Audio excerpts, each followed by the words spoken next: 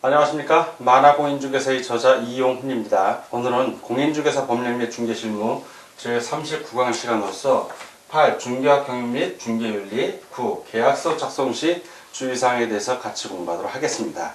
자, 먼저 중개학 경영 및 중개윤리의 1. 중개학 경영입니다.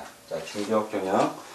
여러분들이 개업공인중개사, 공인중개사 자격증을 취득한 후에 실무교육을 받고 그리고 나서 개업공인중개사로 개설등록하고 중개사무소를 냈을 때 어떻게 중개업을 경영하는가, 그에 대한 얘기를 하는 겁니다. 자, 이 중개업 경영의 특징이 있습니다. 첫 번째 특징은 그 경영 이론이 좀 약간 빈약합니다. 참, 첫 번째는 경영 이론이 조금 빈약하다는 거. 두 번째는 수요 공급의 비고정성, 비노출성입니다. 그러니까 몰래 와서 팔고 몰래 사는 사람들 의외로 많다는 얘기입니다.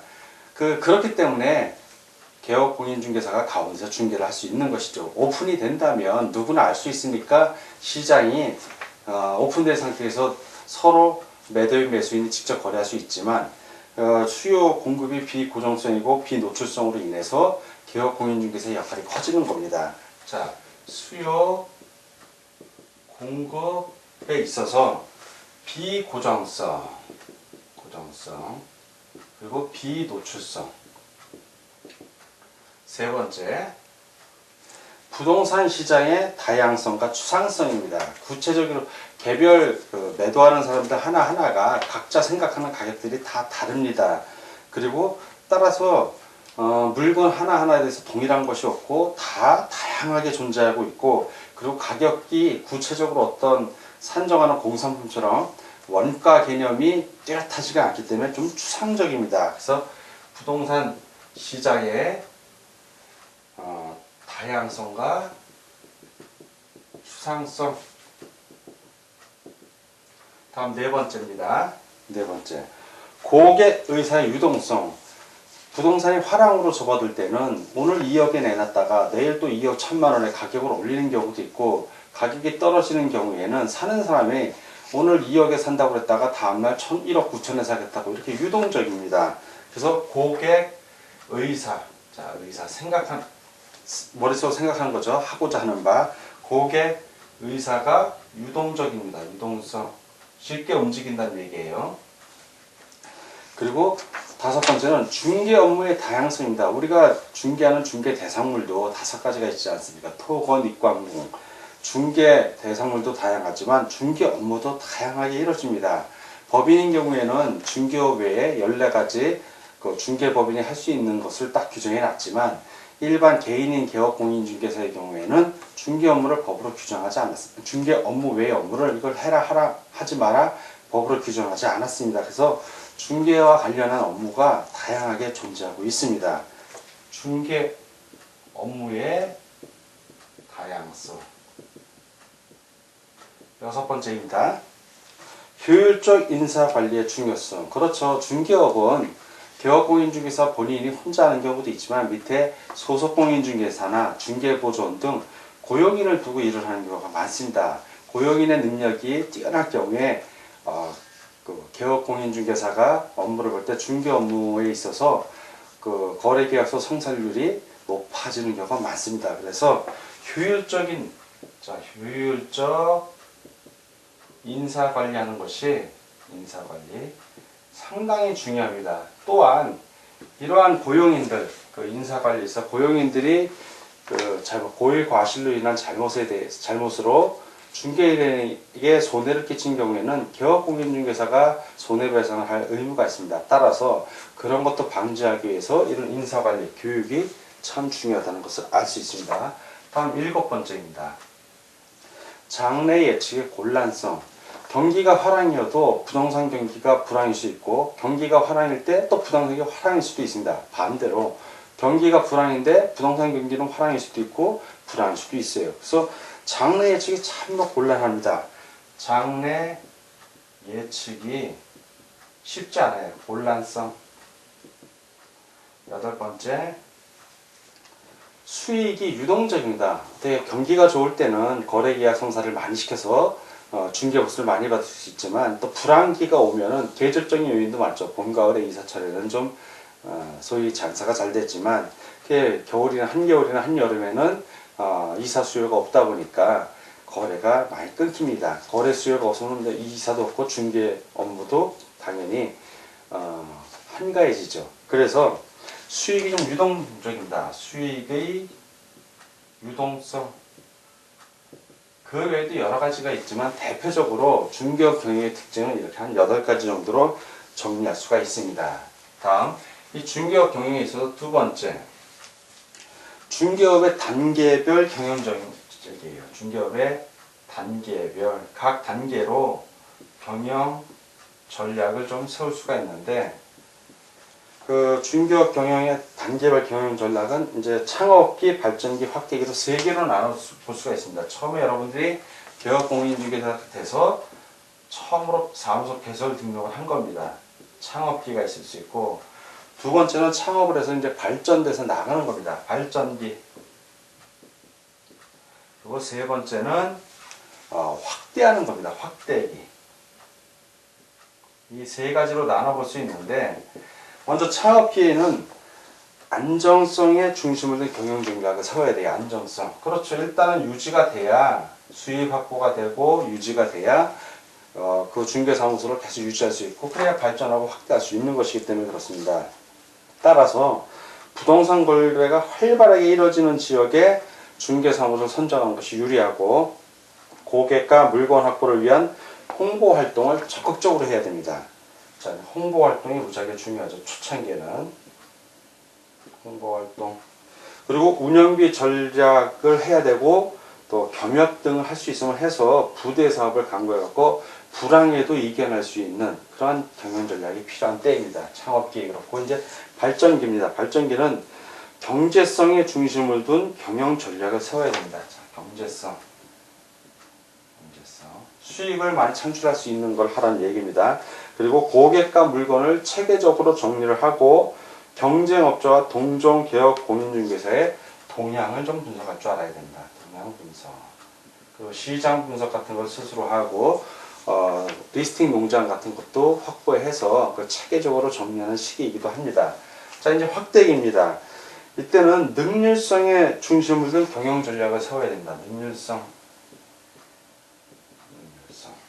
그래서 고객과 물건에 대한 자료를 좀 전산을 하고, 그리고 중개 업무의 체인화를 통한 사업 확장. 자, 체인화.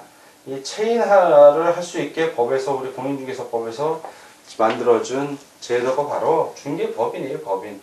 법인을 만들어서 분사무소를 내는 겁니다. 분사무소. 주된 사무소를 제외한, 주된 사무소가 소재한 시군구를 제외한 시군구에 1개씩 분사무소를 낼 수 있습니다. 자, 그리고 이러한 분사무소를 통해서 새로운 새로운 시장입니다. 이건 개척하는 겁니다. 개척. 자, 이렇게 단계별 경영 전략을 나올 수 있고요. 자, 이 중개업 경영에서 첫 번째 특징, 두 번째는 중개업의 단계별 경영 전략을 알아봤고, 세 번째 중개업 경영에 3요소가 있어요. 자, 중개업 경영의 3요소. 첫 번째는 인적 요소입니다. 인적 요소. 두 번째는 물적 요소입니다. 물적 요소. 세 번째는 운영 요건이에요. 운영 요건. 운영 요소 뭐 이래도 됩니다. 근데 운영 요건으로 우리 교재에는 해놨습니다. 인적 요소는 바로 경영을 하는 거니까 중개업, 내가 경영하는 입장 아니에요. 사람을 얘기하는 거예요. 인적, 사람이니까 고용인입니다. 고용인. 물적 요소는 물건을 말해요. 사물. 즉 중개사무소를 말합니다. 중개사무소. 그리고 운영 요건은 내가 홍보하는 거 있죠. 부동산 광고. 예, 부동산 광고를 말합니다. 이렇게 경영의 3요소를 정리할 수 있고요. 그리고 두 번째 이제 개업공인중개사의 윤리입니다. 중개 윤리. 자, 개업공인중개사 윤리, 중개할 때 윤리를 기본적으로 갖춰야 할 윤리가 4가지 사항이 있는데, 중요한 것들 뭐 10가지를 만들 수도 있고 20가지를 만들 수 있지만 일반적으로 알려진 게 4가지 정도가 됩니다. 첫 번째는 바로 서비스 윤리예요. 서비스.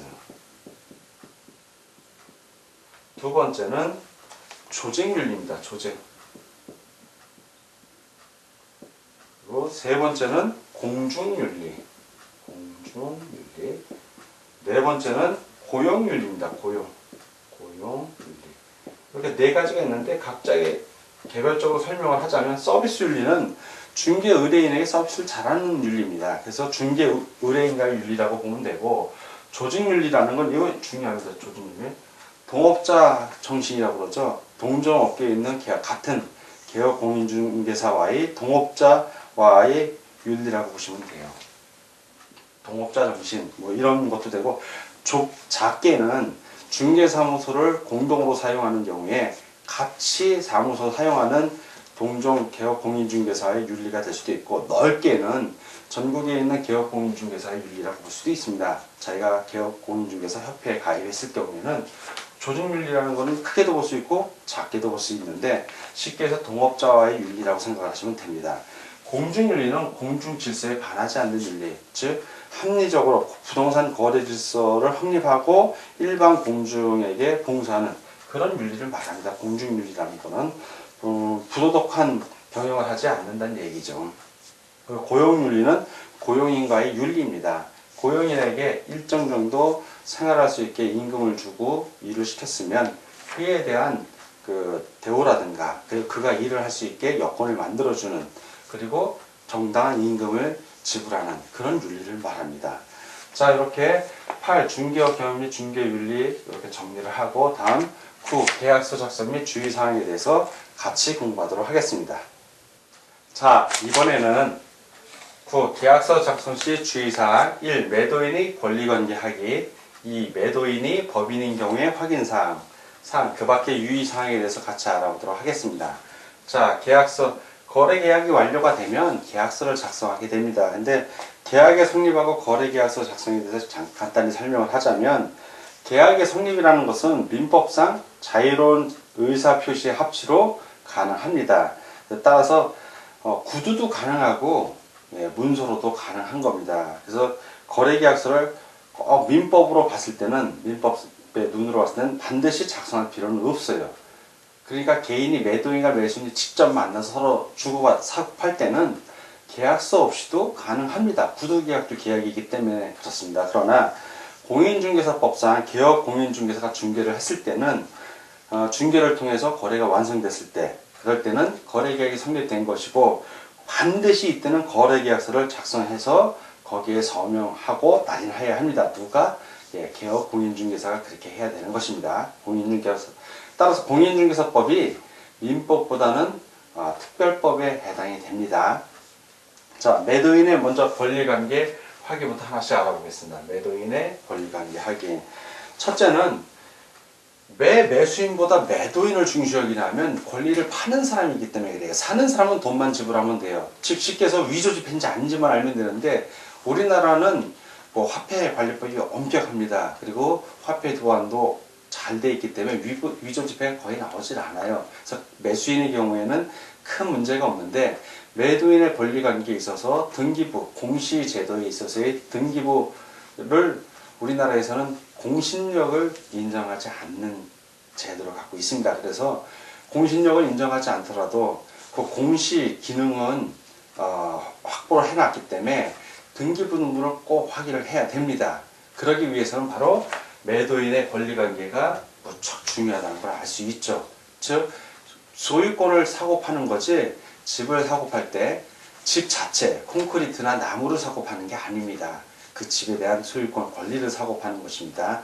그래서 매도인의 권리관계를 아는 것이 무척 중요합니다. 그래서 매도인의 권리관계 확인에 있어서 첫 번째는 권리의 진정성이에요. 자, 확인할 게 그 권리의 진정성, 즉 사고 팔려는 권리가 진짜인지 가짜인지 그것을 보는 거라고 보시면 됩니다. 그래서 민법상 타인의 물건이나 타인의 권리도 매매 목적으로 할 수 있어요. 자, 내가 다른 사람 거 팔 수도 있습니다. 그걸 사갖고 팔 수도 있는 거기 때문에 또 가능합니다. 그래서 우리나라 또한 등기의 공신력이 인정되지 않기 때문에 진정한 권리자인지 아닌지도 확인해야 됩니다. 자, 토지를 매매하는 경우에 그 토지에 유치권이 설정되어 있는지 없는지, 왜? 유치권은 등기가 안 되잖아요. 직접 가서 확인하는 거에는 답이 없습니다. 그래서 그 매매하는 경우에는 반드시 그 권리의 진정성, 진정성입니다. 꼭 직접 확인해야 됩니다. 두 번째는 권리관계, 매도인의 권리관계 확인에 있어서 두 번째는 당사자의 인적사항을 확인해야 돼요. 매도인이에요, 매도인 당사자의 인적 사항. 이거 꼭 확인해야 돼요. 인적사항 확인. 당사자의 인적사항. 그 당사자 인적사항은 뭘로 확인하냐? 등기사항 증명서하고 주민등록증이에요. 자, 등기사항 증명서 플러스 주민등록증. 자, 제가 등기사항 증명서는 이렇게 등자만 썼지만 주민등록증은 끝까지 다 썼습니다. 왜? 그만큼 중요하다는 얘기예요. 여러분들 착각하면 안 되는 게 당사자한테 주민등록 등본으로 확인하는 게 아닙니다. 주민등록증으로 확인을 하는 겁니다. 그 사진이 있으니까 그 사람인지 아닌지 직접 이렇게 대조해 보면 알 수 있거든요. 그 당사자 확인을 하고 공부와의 일치 여부도 확인을 해야 됩니다. 즉 등기부하고 대장, 토지대장 이걸 말하는 거죠. 이게 이름이 일치하나 안 하나 소유자가 그걸 확인하는 겁니다. 그리고 주민등록증, 등기사항 증명서, 인감증명서, 등기필 정보. 옛날에는 이걸 등기필증이라고 그랬죠. 지금은 등기필 정보라고 합니다. 그리고 재산세, 납부 증명 등으로 당사자의 진정성, 인적사항을 확인하면서 진정서도 같이 확인하는 겁니다. 세 번째, 이제 대리인이 물건을 파는 경우도 있어요. 그럴 때는 대리인의 인적사항 확인은 똑같습니다. 인적사항을 반드시 확인해야 돼요. 그 대리인의 경우에는 본인의 인감증명서를 첨부한 위임장이 필요합니다. 그리고 법정 대리인은 미성년자라든가 그 한정치산자, 피한정 후견인, 법정 대리인이잖아요. 그리고 피성년 후견인, 법정 대리인이 필요합니다. 이런 경우에 법정 대리인인지 아닌지는 가족관계 등록 서류로 확인하면 됩니다. 추후에 본인에게 직접 대리권 수요 사실이나 권한의 내용 등을 확인해야 됩니다. 그 법정 대리인의 경우에는 가족관계 등록 서류로 이제 확인할 수 있지만 그 남편이 아파트 주인이에요. 자, 남편이 예를 들어 드는 겁니다. 자, 이렇게 집이 있는데 아파트 그 중에 한 채를 남편이 소유하고 있습니다. 남편. 그런데 남편이 직장을 가 있으니까 아내가 남편을 대리해서 대리권을 준다. 아내가 개업 공인중개사에게 집을 매도 의뢰한 거예요. 자, 매도 의뢰. 그럼 아내는 지금 대리인으로서 매도 의뢰를 한 겁니다. 자, 이 경우에 개업 공인중개사는 그럼 남편의 인감증명서 첨부한 위임장 갖고 오십시오. 그러면 더 찌죠, 아내가. 그렇게 해본 적이 없으니까 대법원 구두로 합니다. 구두로. 우리 집 팔아주세요. 남편은 나가 있고 그 경우에 개업공인중개사가 거래계약서 쓸 때는 남편이 직접 오십니까? 이제 나중에 이제 시간이 흘러서 전화로 이제 유선으로 이제 서로 알아볼 때죠. 매수인이 나타났는데 남편께서 직접 와서 거래계약서 씁니까? 확인하고 아니라고 바빠서 내가 해야 된다고 아내가 이렇게 얘기를 하면 남편의 인감증명서 첨부한 위임장이 필요합니다. 꼭 갖고 오십시오. 이렇게 한마디 해야 됩니다. 그리고 남편의 전화번호를 알아서 개업공인중개사가 직접 남편한테 전화 한 통 해갖고 아내가 이렇게 해서 판대는데 맞냐고. 그래서 맞다고 반드시 확인을 할 필요가 있어요. 왜냐하면 예전에 사건이 한 번 있었는데 아내가 집을 팔았어요. 그리고 개업공인중개사 거래계약서 다 끝나고 새로운 사람이 입주하려고 하니까 이 남편이 살고 있는 거예요. 알고 보니까 둘이 이혼한 사이야. 그러면 이거는 중개사고가 난 거잖아요. 자, 매수 의뢰인 측에서 크게 손해를 본 겁니다. 그래서 개업공인중개사가 손해배상을 해줘야 되는 거예요. 이런 사건이 벌어질 수 있기 때문에 대리인이, 물건을 파는 매도인 측 대리인이 와서 물건을 판다 그러면 반드시 확인을 해야 돼요. 당사자 본인에게. 그리고 또한 법적으로 서류를 구비해야 되기 때문에 본인, 물건을 소유한 본인이죠. 본인의 인감증명서 첨부한 위임장 꼭 필요하다는 거 꼭 기억하시기 바랍니다. 자, 다음에 이제 매도인이 법인인 경우에, 매도인이 법인인 경우에 뭘 확인해야 되나? 자, 이때 확인사항도 똑같습니다. 첫 번째는 그 진정성하고 처분 권한을 확인해야 돼요. 진정성. 신정성, 처분 권한. 요거를 확인해 줘야 됩니다. 그 법인의 법인격 유무하고 대표자의 처분 권한 유무. 법인격하고 대표자는 다른 존재예요. 대표자가 법인의 대표자로서 파는 건지 대표자 개인의 재산을 파는 건지 이거 전혀 다른 겁니다. 그래서 법인의 법인격 유무 그리고 대표자의 처분 권한 유무 있나 없나 등은 법인 등기사항 증명서를 보면 다 나와 있어요. 그래서 법인 등기사항 증명서를 발급받아서 확인을 하고 법인의 부동산 처분 시에는 이해관계인의 동의나 감독자의 승인을 얻어야 하는 경우가 있습니다. 그럴 때는 반드시 그 이해관계인의 동의를 받았는지 그리고 감독기관, 주무부 장관 등의 승인이 있는지 없는지 여부를 서류로서 확인해야죠. 예, 구두로서 확인해야 큰 의미 없고 반드시 서류로서 확인을 해야 됩니다. 그래서 첨부한다고 하죠. 서류를 첨부. 그리고 매매계약을 체결할 때는 법인의 대표이사나 기타 대표기관과 계약을 체결을 하고 그리고 계약 당사자는 법인 자체가 되도록 계약서에 써야 되는 겁니다. 자, 그리고 아까 그 이해관계인의 동의나 감독자의 승인사항이 있는데 자, 동의를 받아야 되는 경우가 있을 수도 있고 승인을 받아야 되는 경우가 있습니다. 자, 이런 경우 우리 교재에 나와 있는데 하나씩 보겠습니다. 첫째, 사립학교에서 재산을 처분할 때는 관할 관청의 허가가 필요합니다. 그리고 두 번째, 향교 재산을 처분할 때 역시 시도지사의 허가가 필요하고요. 세 번째, 전통 사찰의 재산을 처분할 때는 문화체육관광부 장관의 허가가 필요합니다. 그리고 네 번째, 종교 재산을 처분할 때는 그 종교의 대표자 및 책임자 등의 동의가 필요합니다. 동의. 서류로서 제출해야 됩니다. 다섯 번째는 종중재산 처분할 때는 종중회의, 즉 총회의 의결이 필요해요. 그래서 총회에 의결을 했다는 그 총회 의결 회의로 가고 거기에 각 대표자들의 도장이나 인감을 첨부해서 제출을 해야 됩니다. 자, 마지막으로 이제 그 밖의 유의사항입니다. 그 밖의 유의사항. 첫째는 이게 중개 실무상 필요한 겁니다. 거래 계약서 작성할 때는 자, 계약서를 개업공인중개사가 이제 작성을 해줍니다. 근데 몇 통을 한다? 최소 실무적으로 3통을 합니다. 3통. 왜 3통일까요? 그렇죠.